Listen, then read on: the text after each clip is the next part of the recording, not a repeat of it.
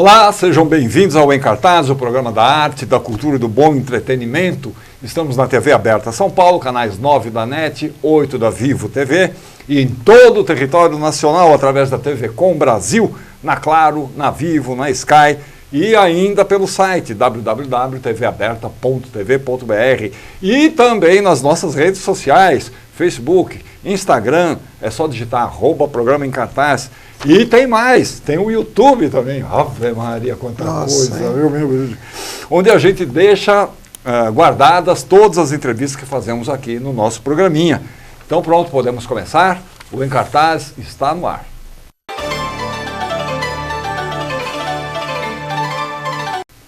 O austríaco Thomas Mann, filho de uma brasileira, você estava falando, lembrando aqui a gente, de Paraty. O Thomas Mann escreveu vários clássicos, dentre eles a história de um artista obcecado pela perfeição e pela beleza. Num certo momento da vida, ele encontra um jovem cuja beleza suplanta todas as formas de arte. É isso, Roberto Cordovani, bello, ecco. É isso. Que prazer te receber aqui depois. É um prazer mesmo. Você estava lembrando que faz 13 anos? 13 anos a última vez que eu vim aqui no seu programa. Caramba. Aliás, eu vim várias vezes. Né? Eu vim com o Quarto de Giovanni, Olhares de Perfil, onde eu fazia a Greta Garbo, e eu acho que a última vez foi o retrato de Dorian Gray. Que eu estava em cartaz e você me recebeu como sempre. 13 anos, Jorge lá se vão. Foi ontem. Nesse meio tempo você viajou? Não? Bom, nesse meio tempo eu vim para o Brasil algumas vezes, primeiro a convite do Zé Cabaleiro, em 2015, onde eu fiz a Mirna no musical A Paixão Segundo Nelson, com a direção da Débora de Bois. A partir daí fui chamado para a Globo, para fazer Novo Mundo, onde eu era o vilão, o Sebastião Quirino, o escravocata ali que... Um belo papel, por sinal. Belíssimo papel. E era uma personagem que realmente existiu, né? Ele que deu para a família real a Quinta da Boa Vista, em troca de não pagar impostos por contrabandear negros, né? Quer dizer, a corrupção já vem de muitos séculos, Sim, né? E a família real, como exemplo, abriu portas para a corrupção. Claro. Né? Aliás, nós temos umas fotos aí, vou já te mostrar. Já te mostrar. Sim? A gente botou um fotógrafo atrás de você desde 1980, por aí. Assim, a gente tem um fotógrafo que você não percebeu, mas é um paparazzi que fica atrás de você. E ele tirou essas fotos aí que a gente vai te mostrar. Olha aí. E a Dama das Camélias. Dama das Camélias. Eu estreiei em Lisboa, no Teatro Gil Vicente, depois vim aqui para São Paulo. Que vestido é esse? Esse é Christian Dior. Dior. Dior. Patrocínio, claro. Claro, né? Claro, gente. Mas que linda, que composição, hein? Você sabe que o presidente da República de Portugal foi assistir o espetáculo. Ficou na fila, comprou ingresso, esperou para cumprimentar, igual os daqui, né? Assim, uma coisa. E eu acho isso importante porque dá um tom assim de cidadania mesmo, né? Cidadania. O cara foi num domingo à tarde, que ele podia estar coçando comprou o ingressinho dele e comprou para ele para 2 seguranças. Que maravilha. Mais fotos, vamos ver. Aí Greta Garbo, isso em cena, né? Porque as fotos de estúdio sempre criam um pouco mais assim de suspense e tal. Com essa coisa na cabeça, sabe? De Mata Hari. Mata Hari. Isso foi a última temporada que eu fiz aqui no Comune. Logo após ou durante a epidemia, né? Todo mundo de máscara, aquela coisa, quando as plateias estavam autorizadas a abrir 40%. Sim, eu lembro dessa época, todo mundo usando máscara e tal. Aqui o retrato de Dorian Gray, que eu vim aqui no teu programa. Isso, 2010. Legal, porque aquele quadro mostra bem o cerne da questão ali, né? É o cara que não envelhece. Né? Exato. É um texto muito bom. Eu Nossa, gosto Oscar Wilde. Maravilhoso, muito legal, né? Muito um autor fantástico. Aqui o vilão o Sebastião Quirino. É curioso que muita coisa a gente ouvia falar, né? Mas quando você está inserido numa novela de época, onde você tem aula de história, aula de etiquetas, você vai vendo que realmente não é caô, não. O Brasil sempre foi essa controvérsia, essa bagunça, essa mentira, empurrar com a barriga. Eu estou terminando de ler, aliás, terminei ontem de ler um livro da Lilian Schwartz, que conta a história justamente da vinda da família real, do Dom João para cá, não sei o quê, e menciona esse personagem que você está falando. O Sebastião. O cara que cede a Quinta do Boa Vista para o rei, que o rei não tinha onde ficar. Pois é. E a tropa, os milhares de pessoas que vieram com o rei, simplesmente tomaram as casas das pessoas que moravam no Rio. Sim. Esta casa agora pode ser para fulano e tal. E matava índio, assim, e depois vem com esse caô que o Brasil foi descoberto pelos portugueses. Né? Não, foi assaltado pelos portugueses.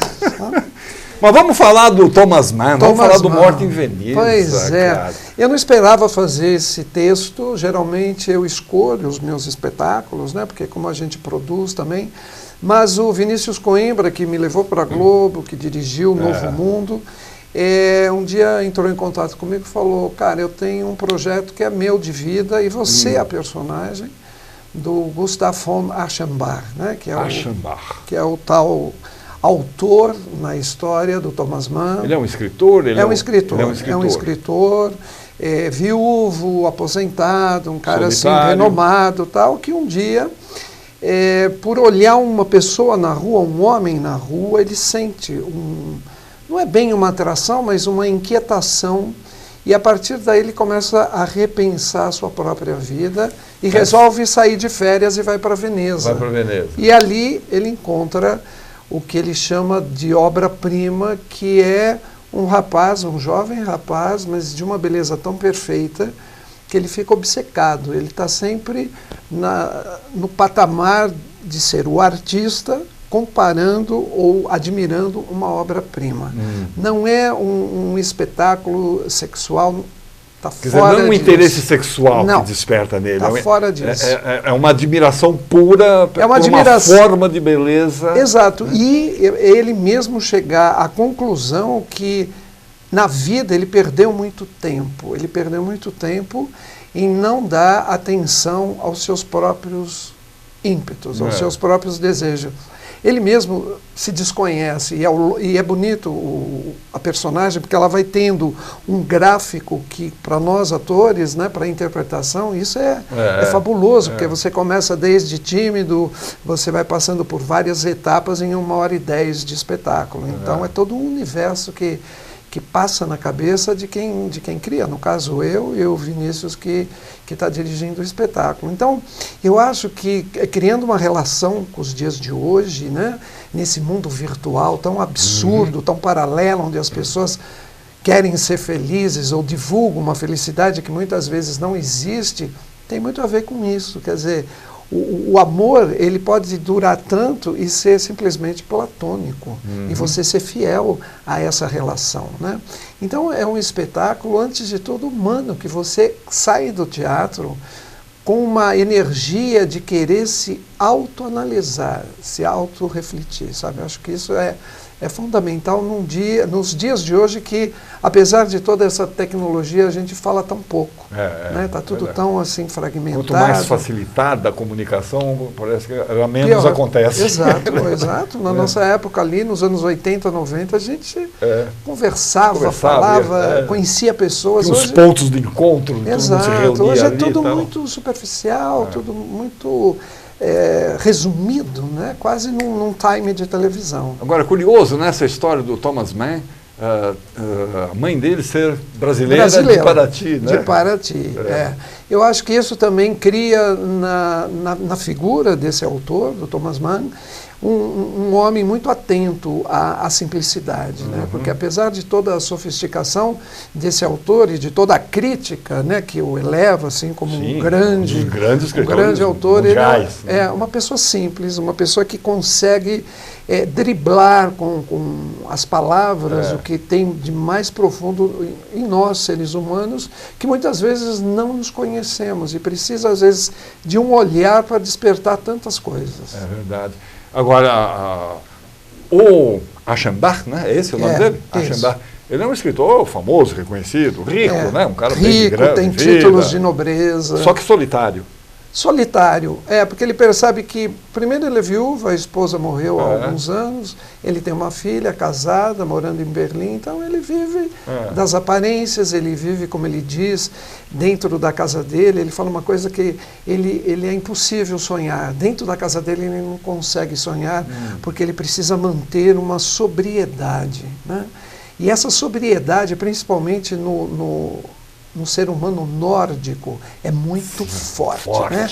Eles são sóbrios, aquela postura, uma postura, há um resumo de uma contenção de gestos, tanto é que, cenicamente, eu estou sempre me policiando, porque ele, quer ou não, é um alemão, e um alemão não sente como um latino, que fala, que mexe, não, que é passional, um alemão é aqui, ó, e um pouco aqui, na palavra, né? Então, esse autor da história de Morte em Veneza, um dia se dá conta que ele precisa se soltar mais, ele quer se, entre aspas, modernizar, ele quer se comunicar, e a partir daí ele vai vendo o quanto ele não viveu, o quanto ele viveu apenas de acordo com o olhar do outro, né? Porque muitas vezes nós somos condicionados ao que o outro pensa, ao que o outro quer, e não ao que eu quero, né? Então isso, a imagem que vem de fora. A imagem que tem de fora. Isso então é muito importante. E no palco tem uma fonte, um elemento que é uma fonte fantástica, que ali eu vou refletindo a minha imagem na fonte, que muitas vezes é passada em imagens numa tela, né?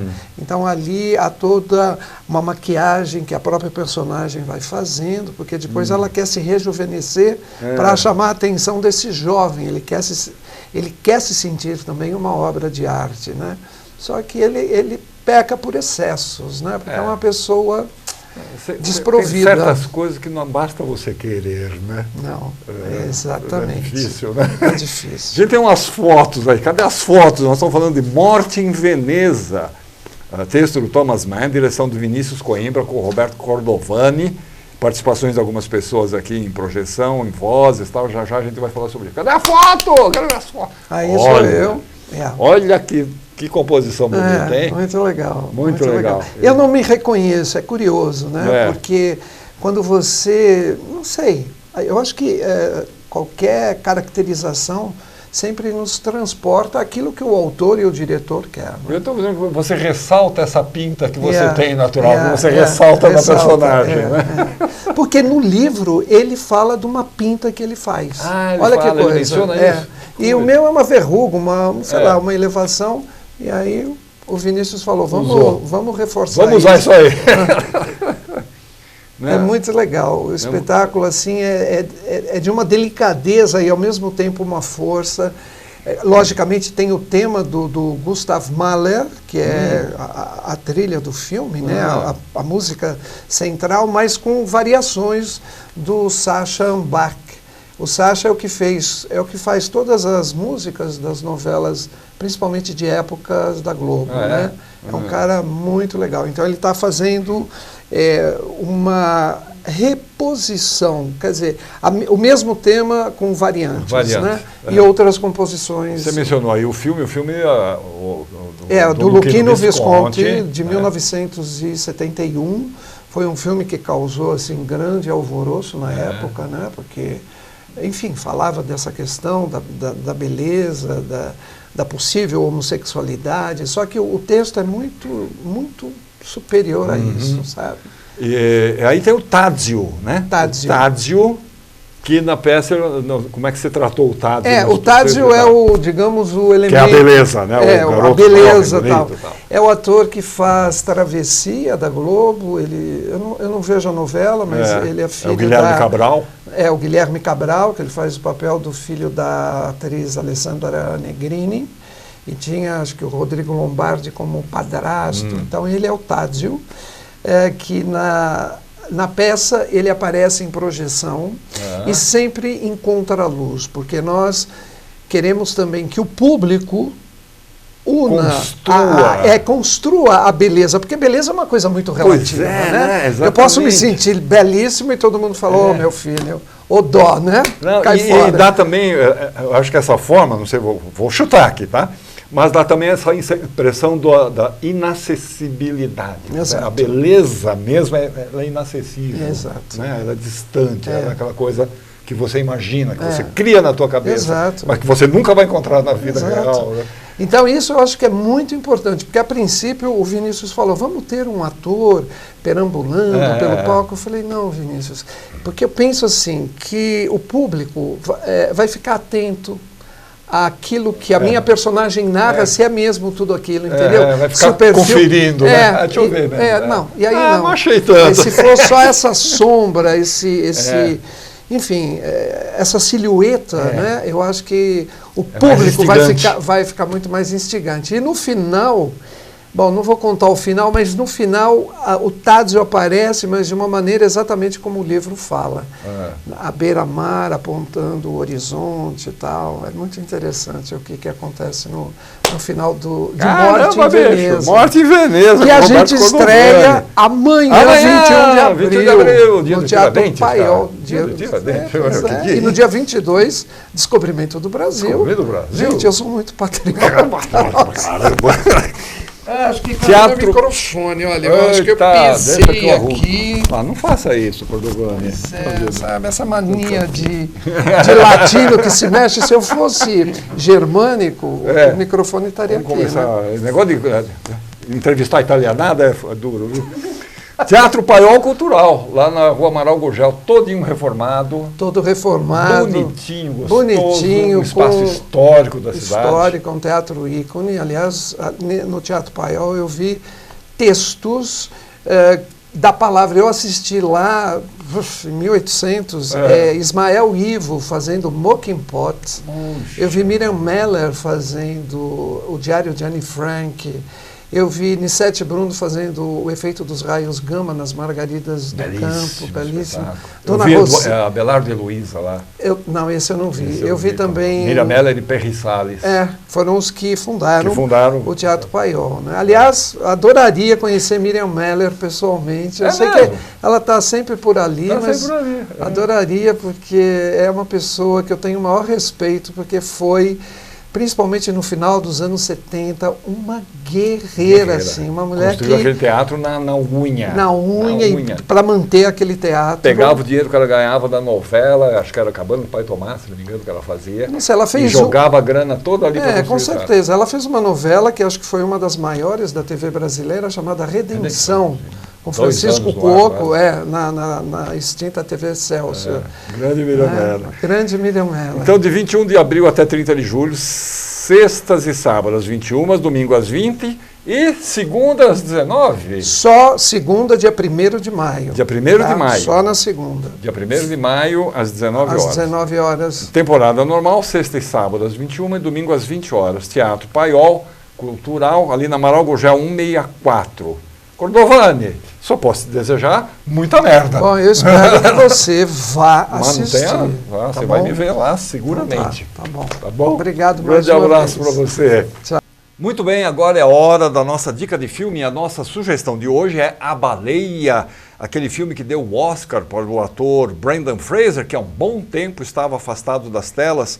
É a história de um homem que sofre de obesidade mórbida e que tenta se reconectar com a filha que vive afastada dele. Belíssimo trabalho do Brendan Fraser e mais ainda da equipe de maquiagem. Temos o trailer aí pra gente ver. I know these rules can feel constraining, but remember, the point of this course is to learn how to write clearly and persuasively. Think about that. Think about the truth of your argument.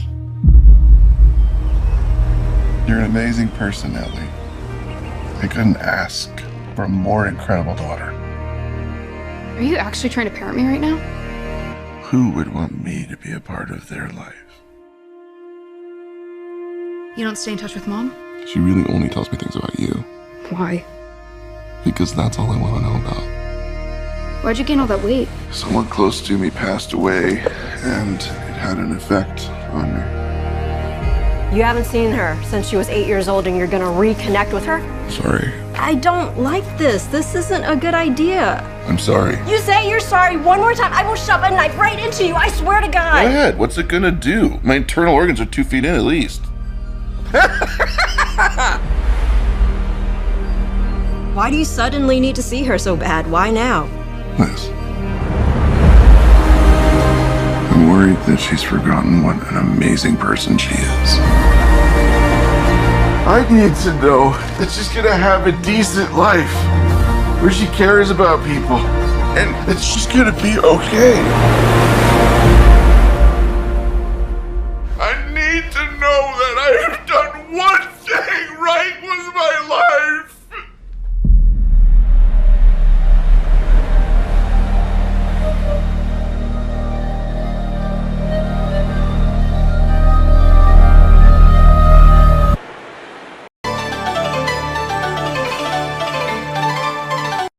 Ei, eu queria poder falar com você.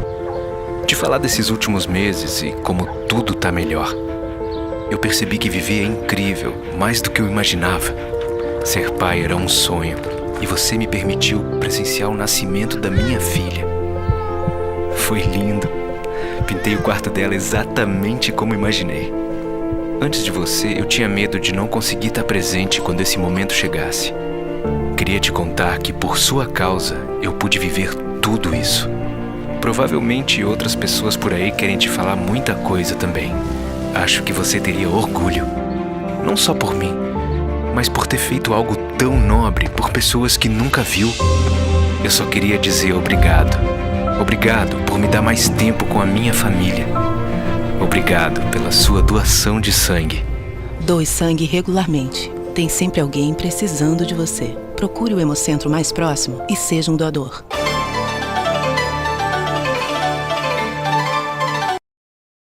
Imagina só, você está num bar, tranquilo, curtindo lá o seu momento, tomando sua cervejinha. De repente, você começa a acompanhar um plano de vingança por conta de um estupro que aconteceu com uma das mulheres que está ali, do seu lado, você não sabe quem é. Talvez bem ali, encostado em você, quem sabe? Nós vamos falar sobre isso aqui com a Ana Herman. Ana Herman? Herman. E com o Thales Oliveira, tudo bom, Thales? Tudo ótimo. Prazer receber vocês aqui. Vingança voyeur. Voyeur, desse termo voyeur surgiu no decorrer do trabalho. Isso. Na verdade, o fone, a gente já estava brincando, que a gente faz a peça de fone, o público está ouvindo a gente de fone, né? E a gente começou a brincar de fone lá no começo do processo, assim, que a gente queria uma parada meio híbrida, com essa coisa de a gente estar voltando meio a um novo normal, enfim. E a gente foi brincando com fazer cenas à distância e a gente assistindo nossos amigos em cena bem à distância, só que ouvindo pelo fone, e a gente viu o corpo deles falando uma coisa, mas a gente estava ouvindo outra. Então a gente começou a brincar com isso. E aí o voyeur foi meio surgindo disso, da gente querer fazer as coisas à distância, talvez escutar conversas que a gente não deveria estar escutando. E aí o voyeur vem no nome para entregar um pouco da linguagem. Entregar um pouquinho da linguagem. Quer dizer, o que acontece? O público está lá no bar, é o Salve Jorge, né? Ali na praça... Como é que chama aquela praça?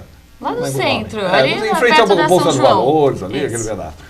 Lá no Salve Jorge, o pessoal está lá sentado, não sei o quê, vocês já estão lá, os atores já estão lá, misturados entre o público, ninguém sabe, né? Você senta ali do lado e de repente alguém que não faz ideia de quem seja e tal. E aí começa a história, começa a desenrolar os acontecimentos. Todo mundo de fone, todo mundo ligado no celular, no Zoom. Isso, inclusive o elenco feminino. Inclusive o elenco feminino. Todas as os mulheres... homens não. Os homens nessa primeira parte. A partir da parte do galpão, que é o segundo ato, a gente tira, até porque tem umas partes que a gente mexe com água, tem alguns elementos que não dá para entrar em contato com o fone. Eles estão com fone, mas eles não estão na nossa ligação. Tá legal. Né? Então, o público está infiltrado na nossa ligação, das meninas. Como se fosse uma reunião, exato, uma reunião do Zoom. Exatamente, né? Só que só ouvindo, sem olhar nada. E a gente, meninas do elenco, estamos infiltradas no bar. Nós estamos infiltradas no bar. E o objetivo delas? É pegar essa rede de homens que estava envolvida nesse estupro e o estuprador. Então, quer dizer, são 6 mulheres, você falou, né? 6 mulheres? 6 mulheres, 6 meninas. Tá, as coisas começam ali no bar. 4 homens. 4 homens e 5 mulheres. Você começam a tramar ali essa vingança. Isso. Quer dizer, como se fosse uma armadilha para Uma armadilha, Para pegar todos que participaram, de fato, né? Porque não só quem concretizou o ato que está fazendo parte ali daquele... Então, tem que pegar todo mundo que fez parte daquele processo. Que de alguma forma colaborou para que de alguma forma colaborou. Isso é uma parada que a gente começou a discutir muito quando a gente estava também discutindo o caso da Mari Ferrer, enfim, não vou entrar em muitos detalhes, mas que foi lá no Café de la Musique, que ela foi abusada num bar, enfim, que tinha o cara que drogava, aí tinha o cara que levava pro quartinho, aí o chefe do bar, o dono do bar, era o cara que ia estuprar, mas todo mundo participou desse estupro, todo mundo colaborou com aquilo. E muitas vezes assistiu, e muitas vezes, enfim, sei lá, em outros participou, enfim, a gente não sabe, né? Tem os que encobrem também. Exato, eles também fazem parte, né? Essa rede é uma parada que também instigou muito a gente na pesquisa, porque a gente falava, cara, tem muito uma rede de proteção dos homens, então eles se protegem muito. A gente fala, se a gente vai pegar a gente tem que derrubar a rede, a gente não pode derrubar só ele, né?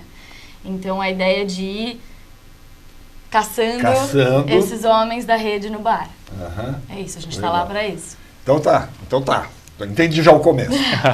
Então, tá todo mundo lá no bar, tal, não sei o quê. De repente, começa, né, o movimento das mulheres, tal, não sei o quê. Num certo momento, você sai do bar. Sim. E por que sai do bar? A gente tá levando eles para um lugar secreto. Para concretizar a vingança. Exatamente. Exatamente. E aí o público acompanha, é isso? Vai acompanhando.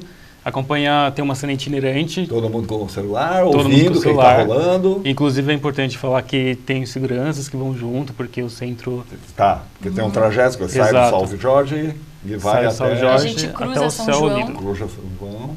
Aí chega no Céu Olido e tem essa surpresa para os homens. Chega ali na Galeria Olido. E ali é que a coisa acontece, que a gente não vai dizer que é verdade, pode estragar tudo, né? Mas o legal é isso, quer dizer, o público vai acompanhando, vai seguindo. Sim. Eu acho que é um momento muito bonito mesmo. Um momento bonito, eu digo, bonito senso. Pode ir falando. Tá bom.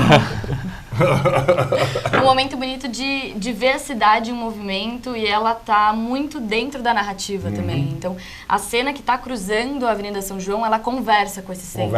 Então, você não tá só ali atrás, prestando atenção numa cena que tá acontecendo, meio tentando não prestar atenção em volta. Não, você prestar atenção em volta só complementa na cena. Então, esse trajeto assim, é um trajeto muito rico. Tem a ver com a coisa, né? Tá, aí chega todo mundo lá na Galeria Olido e ali é o final. Vingança ao voyeur. Vocês estão fazendo sábados e domingos, é isso? Sim, aos sábados e domingos. Todo final de semana de abril. Todo final de semana. Sábado e domingo às 5 da tarde. 5 da tarde. Importante chegar 1 horinha antes para tirar o ingresso. Sim. Agora tem como reservar antecipado ou não? Tem que chegar na hora? Tem que chegar às 4 horas, né? São 50 pessoas, então corre o risco, às vezes, de lotar. É bom chegar 1 horinha antes. Já vem com seu fone. Não esquecer o fone, pelo amor de Deus. Tem que ter o fone com Zoom. E o celular carregado. Se não tiver baixado, então a produção ajuda. Sempre tem uma galera ali ensinando também. E fonezinho de ouvido, para ficar ligado no que está rolando. E a produção entrega abafadores também, para você conseguir tirar um pouco do barulho da rua, do bar. Que legal. Porque o bar está funcionando normalmente. Exatamente. Vocês estão lá conversando, batendo papo. Você pode falar bem disso. Com certeza. Então, como nós estamos infiltrados, então a gente meio que faz parte daquelas pessoas, daquela equipe, tanto que a gente se inteirou com eles, nós fizemos amizade com eles, com os garçons, com os gerentes. Então, eles já veem a gente como parte daquela equipe. E a gente realmente faz os pedidos, chega nos clientes, pergunta o que quer. Quer a peça? Eles falam, não, vai ter uma peça aqui. Eu acho que vai ter sim, não sei. Então, nós fazemos toda a parte operacional ali, mesmo do esquema do bar mesmo. Um funcionamento normal de um bar. Exatamente. Vamos ver umas fotos? A gente tem umas fotos. Nós estamos falando do Vingança Voyeur, que começa, o ponto de início é lá no bar Salve Jorge, Praça Antônio Prado. Praça Antônio Prado. Começa lá e termina na Galeria Olido, que é ali do Largo Paissandu, na Avenida São João. Tá? Sábados e domingos às 5 da tarde. E é gratuito. Vamos ver as fotos. Olha o bar é uma beleza, né? É lindo esse bar. Nossa, Fica bem ali na praça, em frente. Eu não sei se a Bolsa de Valores ainda é ali, mas antigamente era, né? A Bolsa de Valores. Eu acho que é. É um bar que tem aí se vê bem, tem 2 níveis, né? Isso. Sim. Tem 2 níveis e tal. A gente vê o funcionamento do bar em volta. Mas vocês estão todos embaixo ou todos em cima? Todos os espectadores estão embaixo. Os espectadores estão embaixo. Mas o elenco tá para cima e para baixo. Tá aí pelo bar. Ali a gente tá vendo um diálogo aí, deve ser uma menina do elenco. Aí era também. eu. Você? Aquela você. Aí, mas é uma atriz também. É uma atriz. Um ator também. Também. Acontece às vezes. Não é Zé Celso, não. A gente não vai puxar ninguém. Não vai puxar ninguém. Não é oficina, não. Olha o Thales ali. De garçom. Você tá de garçom? Sim. Você tá de garçom ali. Quer dizer, ela também tá de garçonete, ela também é do elenco. Ela também tá de garçonete. Legal. E é curioso, né? Porque a gente tá vendo pessoas ali do lado, né? Exato. Pessoas que estão ali, de repente... Esses são os espectadores. São espectadores, podem nem ser também. A produção também tem infiltrada. Também tem um segurança infiltrado. A nossa equipe tá toda ali. É uma peça de infiltrados. De infiltrados. Vocês infiltrados na nossa ligação, a gente infiltrado no bar. Olha aí já começa o trajeto, né? Vocês saíram lá do Salve Jorge, e aí acho que é a Avenida São João, né? Exatamente. É a Avenida São João. Né? O povo está vindo e tal. Agora, estou percebendo que tem 2 pessoas do elenco aqui na frente, o público está bem lá atrás, quer dizer, não é coladinho. Não, então. é voyeur. É voyeur. Não pode chegar perto. Observa uma certa distância. Exato. Mas isso, de uma certa forma, faz com que as pessoas também se sintam dentro da peça de qualquer forma. Assim, mesmo que esteja só observando, ela se sente interagindo. Sim, e muito observando algo que as pessoas ao redor não conseguem saber exatamente o que é. Gente, eu tô vendo esse negócio. E é muito bom que falam, não dá muita pala, não fica muito perto. Tipo, vocês estão acompanhando gente, entrega a gente, né? Porque isso é como se o público fizesse parte do nosso plano. Então, a gente também tem um diálogo assim, gente, não dá pala, fica pra trás. Meio cúmplice da coisa, né? Olha aí, né? Aí eles já estão chegando na Galeria Unido, né? Ao público lá atrás. Atento para ver o que será que vai acontecer. que é isso? É a vitrine da Galeria Unido. Na Galeria Unido, bem na esquina, é uma parede envidraçada, né? Então quem está fora, por exemplo, também vê o que está acontecendo lá dentro. Em um certo momento vê. É isso, ó. Tá vendo? Dá para ver que agora está coberta. Está coberto, exatamente. Sim. Mas o público fica do lado de fora? Então, do lado de dentro. A gente divide com plástico. Com plástico. Separa a ação do público, né? Isso. Ali já estão sendo... Mas continuam todos ligados. Sim, todos no fone. Quer dizer, eles só tiram o fone no final da peça. Só tiram o fone no final. Né? Depois que tudo acontece. Pedro Granato vindo lá. O criador de toda essa loucura que vocês estão fazendo. Ele é incrível. Eu acho que o Pedro tem uma parada de escuta muito boa, assim. Ele tá sempre... Ele é diretor de teatro jovem, né? Então ele fala assim, o que tá rolando aí? Conta. Então é uma parceria muito boa e muito verdadeira mesmo no vamos escutar o que pega vocês, que assuntos estão batendo, que assuntos estão tendo que lidar diariamente. E aí ele vai brincando com isso, aí ele vai botando o salzinho e a pimenta dele na linguagem ali, deixando complexo, técnico, enfim. E é muito inovador, né?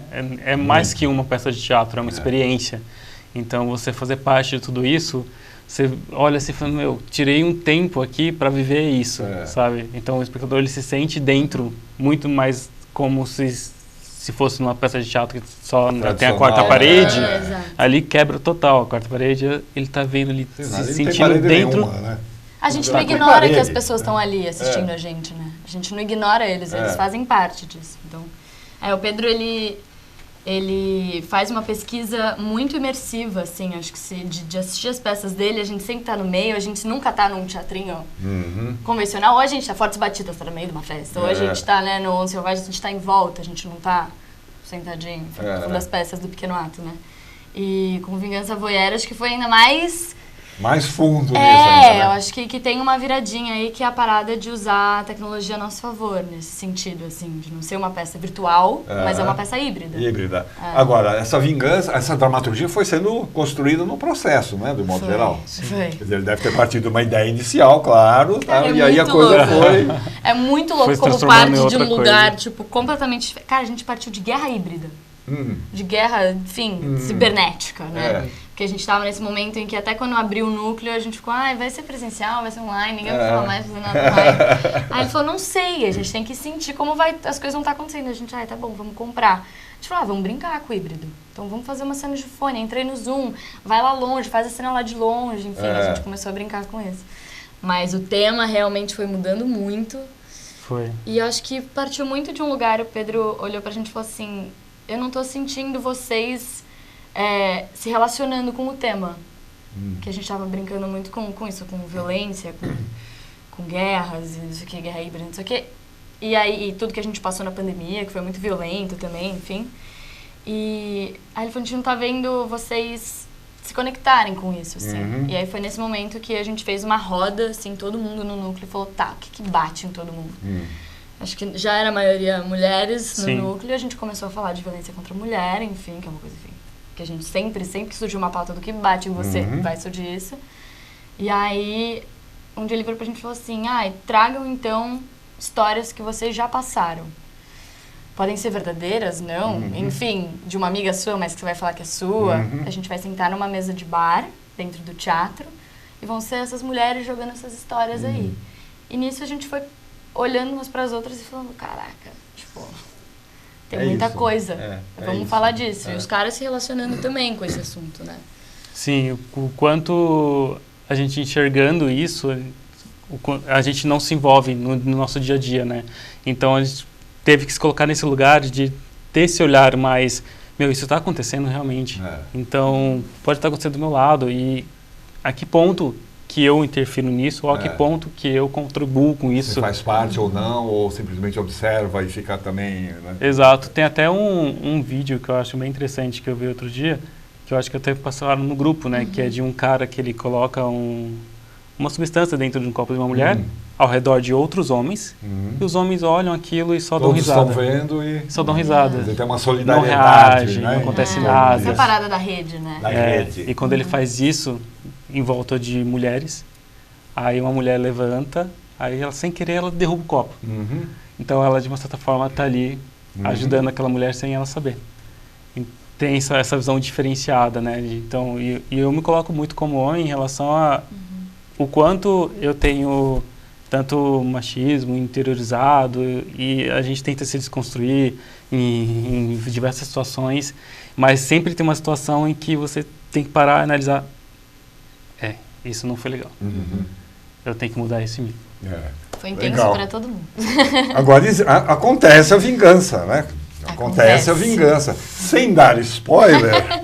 Como? Quer dizer, ela ocorre. Vamos. E é lá na galeria. Então, ela ocorre, mas acho que é muito importante dizer que pra gente foi muito difícil ninguém chegar... mata ninguém, não tem essa coisa. Não sei, não vou falar. E até que tá sofrendo. Não, mas acho que é isso. Pra gente foi muito difícil achar uma vingança. A gente se perguntava todos os dias, gente, o que vai ser a vingança? A gente falava, a gente não conseguia chegar num consenso. Como é que você se vinga num caso desse? Né? Exato. A gente coloca essa frase no texto, a gente fala, qual como que é a vingança que a gente ideal, se vinga né? disso? Tipo, qual é a vingança ideal para isso? E cada mulher tinha a sua vingança. A sua vingança. Cada mulher sente vontade de fazer uma coisa. Então a gente meio que indiretamente foi chegando num consenso que a gente não vai conseguir chegar numa vingança ideal para todo mundo. Não existe isso. Então o que a gente pode fazer? Eu acho que é dar essa leve pincelada, assim, sensação do que é o momento em que você não tem voz sobre o seu consentimento. Que você está numa situação de impotência, que você não tem controle nenhum sobre aquilo. Então a gente tenta pincelar isso e tentar dar o mínimo disso em cima deles. Em cima deles. Tá bom, chega. Tá bom por aí. É mesmo de falar tudo. Vingança Voyeur. Dramaturgia da Júlia Terron, Victor Moretti. Isso. Atores. Ana Herman, Antônio Sedé, Camila Johan. Júlia Terron, Rigo Oliveira, Milena Pessoa, Michele Braz, Lucival Almeida, Gabriela Maia, Thales Oliveira e Romani Carvalho Lima. Direção e concepção do Pedro Granato.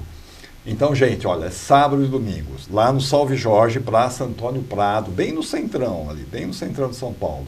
Começa ali, aí vai caminhando até a galeria. E quando chove? Quando chove, já choveu, já aconteceu, mas leve o guarda-chuva e continua. Leve uma capa, o trajeto é curto. É isso. Se tiver caindo no mundo, talvez a gente cancele. Salve Jorge, Praça Antônio Prado 33, dali vocês vão caminhar com o elenco até a Galeria Olido, que fica no Largo Paissandu, na São João. É gratuito. É gratuito. Chega antes, né? Recomendação da Ana Hellman. Chega lá uma hora. Senta no bar, pede uma cervejinha, já paga a sua conta. Exatamente, já se prepara. Inclusive está dentro da dramaturgia também. Já começa a fechar entrar as no contas. clima. Exatamente. Vai até o final do mês. Até o final de abril. Vai até o final de abril. Beleza. Ana, prazer, menina. Prazer. Parabéns pelo trabalho. Obrigada. É empolgante fazer um trabalho desse, né? Eu tô. Pena que é curta temporada, mas pois aí vem né? as outras. Então tá bom. Tá, aguardamos as próximas, aí vocês voltam aqui para falar. É isso. Deixa eu ver aqui. Vamos ver quais são as atrações culturais que vão acontecer nos próximos dias pelo país. Pelo país é ótimo, né? Eu ia falar pelo Brasil, pelo país. Pelo país afora. É a nossa Agenda Brasil para você se programar.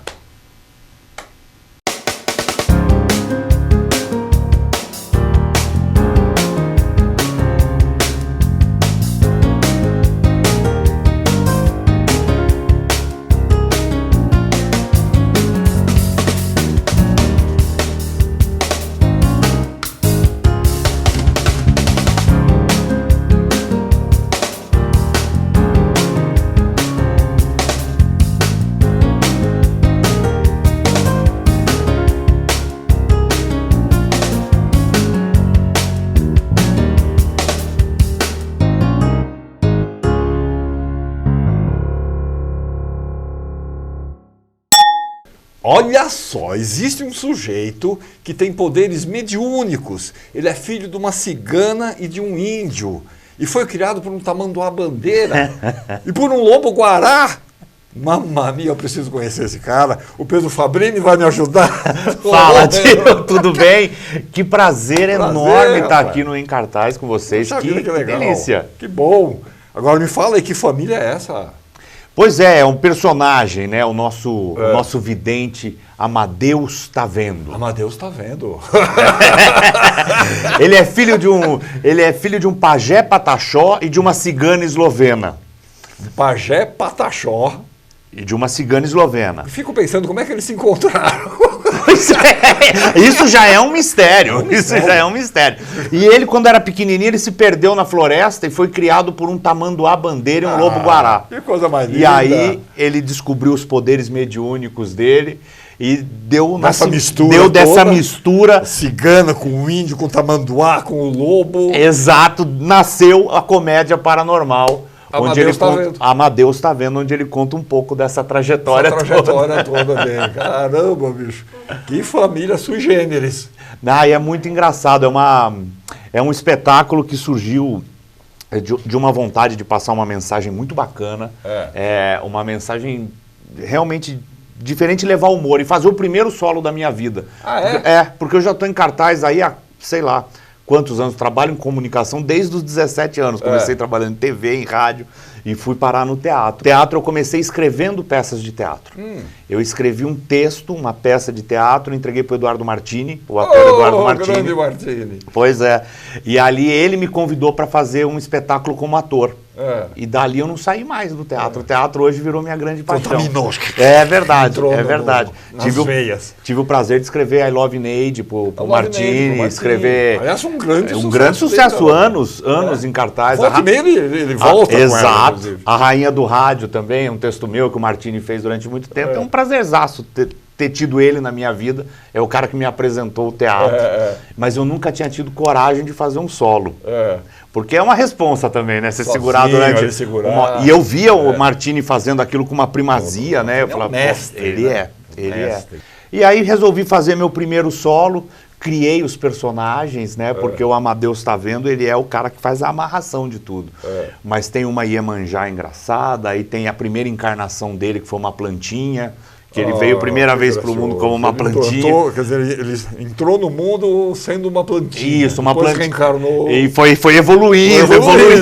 Exatamente. Então ele é uma plantinha desbocada. É muito engraçado. Ele foi um primo de 3º grau de Moisés. Puxa vida. Porque ele fala, olha, eu nunca fui famoso, eu nunca encarnei como alguém famoso. O máximo que eu consegui foi ser Abraão Malaquias, um primo de 3º grau de Moisés. Que ele não aparece nas escrituras, mas ele estava no meio. Ele estava no meio. E uma acompanhante francesa que viveu na época da Revolução Francesa e que fez a alegria de muitos homens em Paris. Uma cortesã. É isso, uma cortesã. Então são os personagens que o Amadeus vai mostrando durante o espetáculo. Quer dizer, ele vai transitando por trajetória dele pela na trajetória Terra. dele. Exatamente. E nisso as pessoas se divertem muito, porque é realmente um texto muito engraçado. A amarração e a direção do Jarbas Homem de Mello deu uma grande força para a gente. Que tem uma verve cômica também. A gente conhece mais o Jarbas como dançarino e tal, mas ele tem uma verve cômica muito boa. Ele é muito bom. Ele me ajudou a construir tudo isso, porque o texto é o pré-texto. A Maximiliana Reis, que me dirige num outro espetáculo meu, ela fala assim, olha, o texto é um pré-texto para a gente fazer todo o resto. Parte da língua. Exato. E isso foi crescendo com a produção do Márcio Garcia, da Márcio Garcia Produções, aí, que fez um espetáculo, cara, incrível, impecável, assim.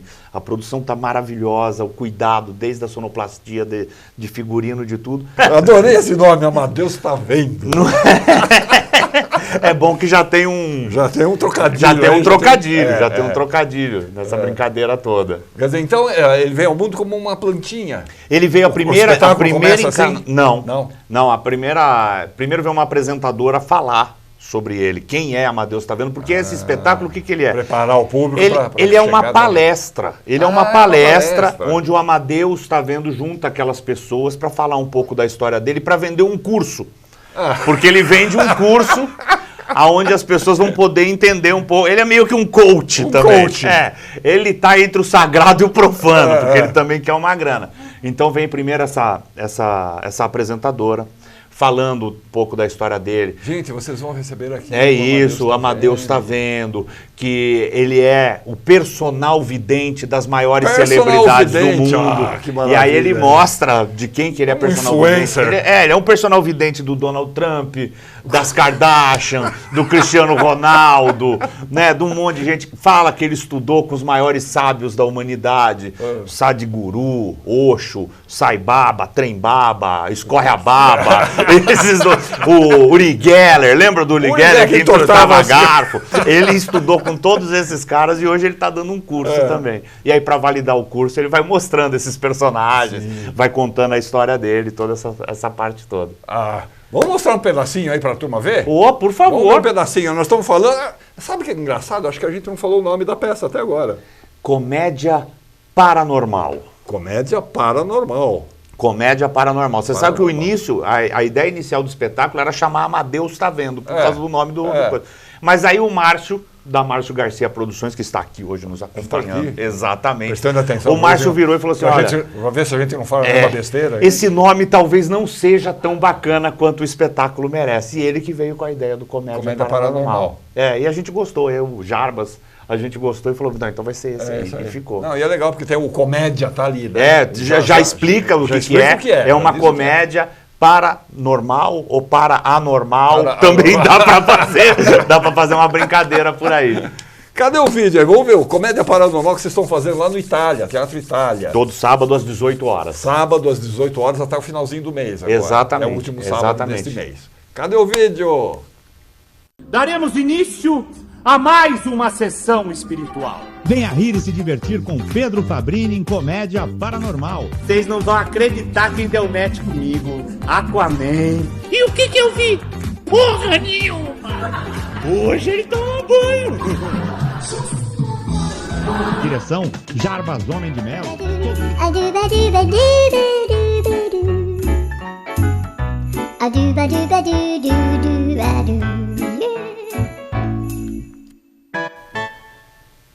Amei a plantinha. Tá, e amor, amei a plantinha. Ela é uma plantinha e ela fala toda fininho. Trevo. É um trevo. É um trevo de 4 folhas. Não, de 3. Ele fala assim, mano, eu nasci tão sem sorte, que nem pra ter 4 folhas eu prestei.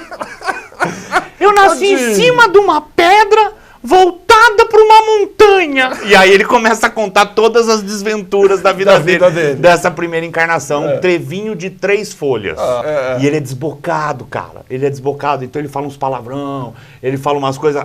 Até criança que assiste adora. Fala assim, amei o trevo, adorei o trevinho. Porque ele tem essa coisa. Agora, a gente viu ali também o primo do Moisés. Lá. O Abraão Malaquias. Que ele é mineiro, sabe? Ele fala assim, eu apareço nas escrituras? Não.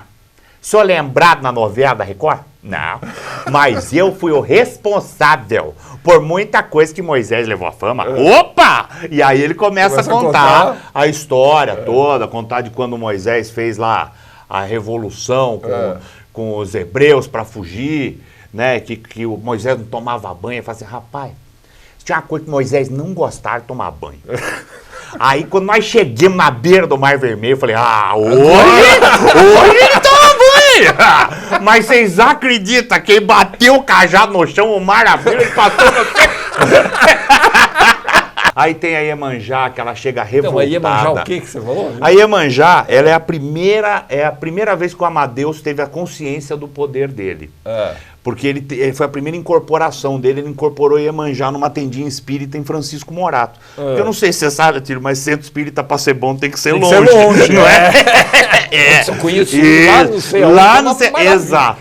Então ele foi para lá, ele incorporou Iemanjá. E aí essa Iemanjá chega no palco, ela já chega, já é uma Iemanjá baiana, ela já chega... Tô cansada. Acabei de chegar de Mongaguá. Reclama dos presentes que ela ganha. Porque ela queria ganhar perfume francês, ela queria ganhar joia. Mas ela só ganha bijuteria, flor de plástico. Então ela é uma Iemanjá meio revoltada. Frustrada. E aí a gente vai levando esse... E tem a acompanhante francesa, que ela volta... A cortesã. Ela volta do além porque um cliente dela... que está na plateia, não pagou ela na outra encarnação. Então ela vem para tirar uma satisfação. Já cria aquele suspense na plateia. O povo já fica... Fica um olhando já fica preocupado, quem será que é?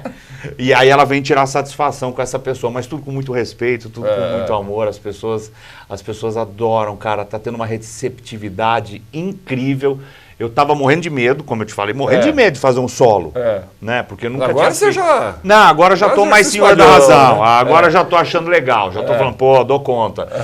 E mais legal é a receptividade, porque quando a gente faz, uma coisa é você tá ensaiando, você tá fazendo e achando que vai ficar engraçado. Outra coisa com o público ali, né? Exatamente, essa receptividade é maravilhosa. Algumas piadas que nem são tão engraçadas que a gente acha no texto ganham um poder gigante com a plateia, e algumas que a gente acha, pô, essa vai ser porrada. Às vezes não acontece. Exatamente. Mas aí você vai afinando, exatamente, a gente vai afinando e vai ganhando e o espetáculo... Que não adianta, o espetáculo só acontece com o público, né? Isso não tem sentido de existir se não tem um público. Né? Tem um público. Durante a pandemia a gente teve que gravar um espetáculo para fazer aquela online. Vamos tentar fazer online... Não é a mesma coisa, cara. A gente tenta, mas não é igual. E um espetáculo nunca é igual ao outro, justamente pela plateia. Né? E esse espetáculo tem muita interação. Então, eu nunca sei também o que vem. O que vem, o que vem da plateia, essa interação da plateia. Exato, isso é maravilhoso. Que a Iemanjá, ela... Pois é, ela agradece, ela fala assim, gente, vocês não vão acreditar. Graças a Steve Jobs, esse homem maravilhoso que inventou o celular à prova d'água. Hoje eu tenho meu próprio iPhone. Instalei o Tinder. Aí ela fala, vocês não vão acreditar quem deu match comigo. Aquaman. Legal, gente. Comédia Paranormal, sábados às 6 da tarde, Teatro Itália Bandeirantes, esquina da São Luís com a Ipiranga, em frente ao metrô República. Exatamente. Sábado, 6 horas da tarde. Isso, e tô lá também nas últimas 2 quinta-feiras, nas últimas 2 quinta-feiras desse mês, com Cada Um Tem o Anjo que Merece. Eu, a Sil Esteves, o Douglas Brito, nessa remontagem do espetáculo, que já foi assistido por mais de 200 mil pessoas. Um espetáculo que já teve no elenco aí o próprio Eduardo Martini, já teve a Viviane Araújo, já teve o Blota Júnior, já teve Viviane Alfano, já teve Vida Vlat, Elias Kaká. A gente já teve um monte de montagem. Márcia Manfredini, maravilhosa. E agora a gente volta com esse espetáculo, direção da Maximiliana Reis, uma das maiores atrizes que eu conheço. E nessas duas únicas apresentações. Quintas-feiras. Às 21 horas. Às 21 horas. Lá no Itália No mesmo. Itália. Então você tem duas desculpas para ir até o Itália. De quinta para assistir Cada Um Tem o Anjo que Merece. De sábado para assistir Comédia Paranormal. Paranormal. Onde você vai ver Amadeus Tá Vendo. Amadeus Tá Vendo. Pedro, obrigado. Boa sorte pra você. Merda lá. Amém. Tô esperando vocês. Vamos Aliás, lá. Eu queria pedir uma coisa para vocês. Pida. Parem de desejar merda pros atores. Vamos mudar isso. Porque você sabe que a gente reverbera. Quando você reverbera, o universo dá, né? Aí você fala assim, merda pro ator. Por isso que todos os atores que eu conheço vivem na merda. Por isso que a gente tá na merda. Então eu peço pras pessoas me desejar ouro. Ouro! Ouro! Ouro! Então tá bom, eu aceito esse ouro. Obrigado, Atílio. Tudo bom, Pedro? Segura aí que eu vou encerrar o programa. No final de semana vai ter um showzaço imperdível no Sesc Vila Mariana. Chico César e Geraldo Azevedo juntos, ao vivo, tocando e cantando sucessos de um e de outro. Não é demais? Maravilhoso, maravilhoso. Sábado e domingo no Sesc Vila Mariana. A gente vai encerrando o programa, o Em Cartaz de hoje. Não se esqueça das nossas redes sociais, do nosso canal no YouTube. Fiquem aí com um trecho do Chico César, do Geraldo Azevedo, no Festival de Garanhuns. Bom fim de semana para todos. E ó, Amadeus tá vendo, hein? Tô esperando todo mundo.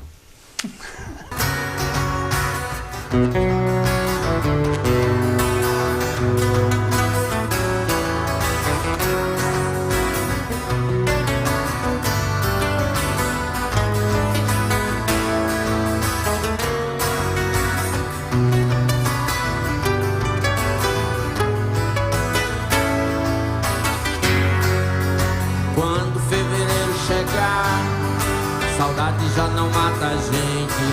A chama continua no ar, o fogo vai deixar semente. A gente ri, a gente chora. Ai, ai, ai, ai, a gente chora. Fazendo a noite parecer um dia. Faz mais, depois faz acordar cantando. Pra fazer acontecer verdades e mentiras. Faz crer, vai desacreditar de tudo. E depois amor. Ninguém verá o que eu sonhei.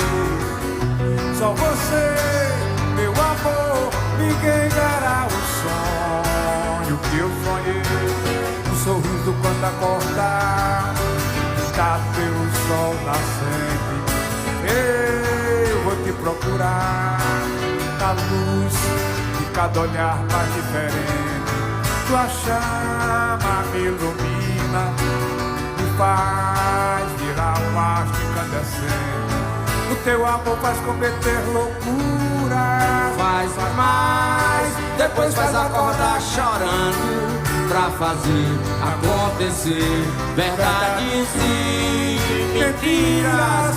Faz crer, faz desacreditar de tudo. E depois do amor.